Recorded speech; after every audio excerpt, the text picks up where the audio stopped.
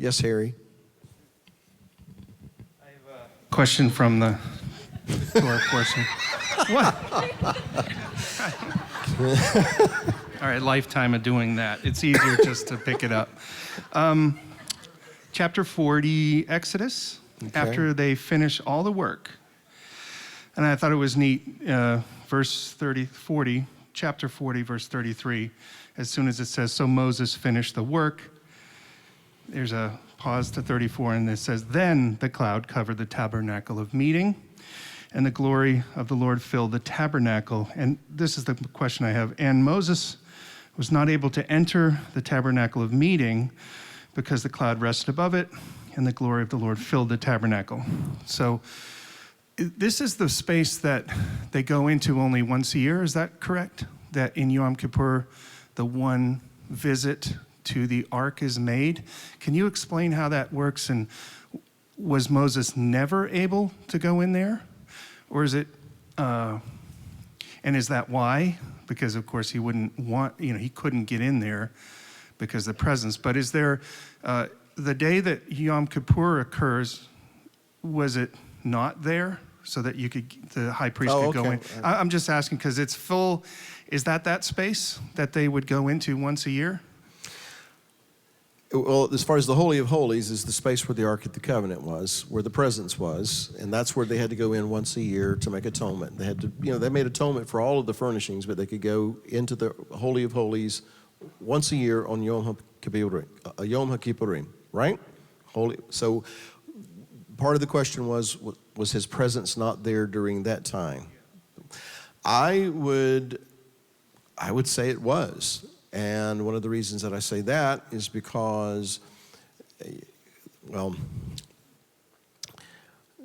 there is some things in the scripture that allude to this, I think, and then there is the custom and traditions that grow out of those things that seem to be alluded to. But anyway, my understanding is that one of the reasons that on the hem of the high priest, there was a pomegranate and there was a bell. There was a pomegranate and there was a bell.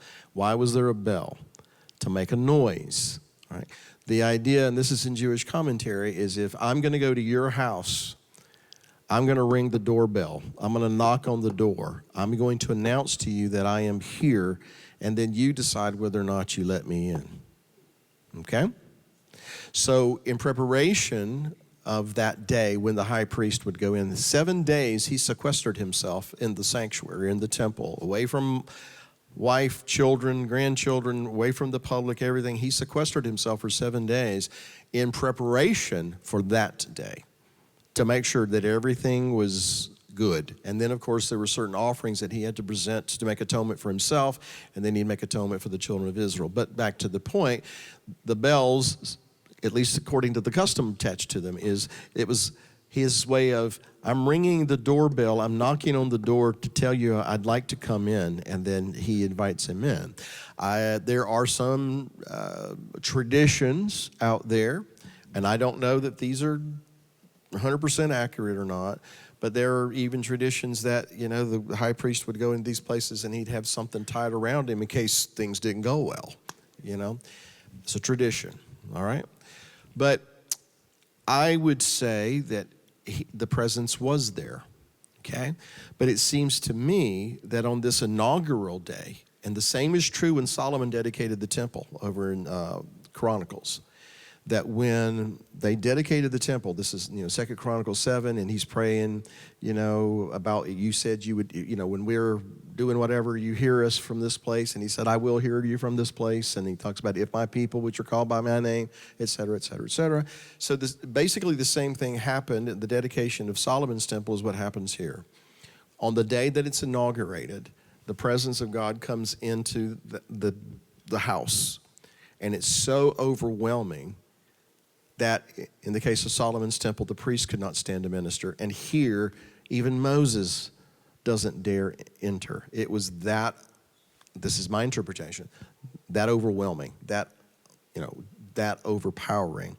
But I don't think that means that anyone was prevented from going in, subsequent to that, and particularly on the day of Yom Kippur, So I'm Maybe some others have some views and thoughts and observations about that to add, but that is my understanding of the matter. It was as if he's saying, I'm here, I'm completing this, I'm the one that's, finishing all this, and everybody just needs to be in awe right now. Which he's God, he can do that, right? So that's how I've always understood it, Harry. Okay? Is that clear as mud now?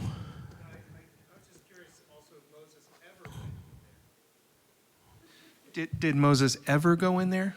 You mean into the Holy of Holies? Yes. After the inauguration of Aaron and his sons, there would be no need for him to do that.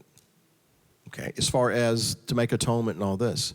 Because, again, my understanding of things, when all the preparation as far as the garments, the furnishings and all that, it was all leading up to a point where the tabernacle is going to be set up, and then Aaron and his sons are going to be consecrated. They're going to be anointed to go into these things. So up until that point in time, Moses has been king, he's been priest, he's been teacher.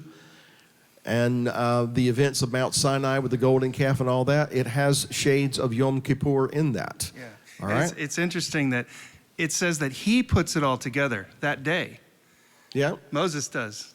He saw the pattern firsthand. Yeah, like Lord gives him the instructions to go in, but then he doesn't need to use it. I just think it's interesting. I don't know if that speaks to anybody, but Well, it's interesting to me for this reason, because Moses is kind of a prototype of the Messiah.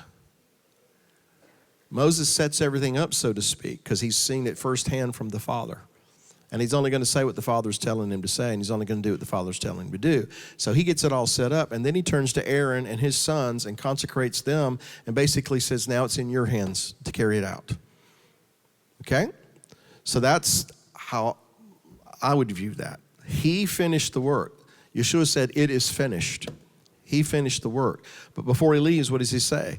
You need to tarry in Jerusalem until you're empowered by the Spirit of God so you can go out into the world and, carry on the work that I've started, that I've initiated. Now you're kind of Aaron and his sons. You've been consecrated into this. Now it is your job to go and do these things.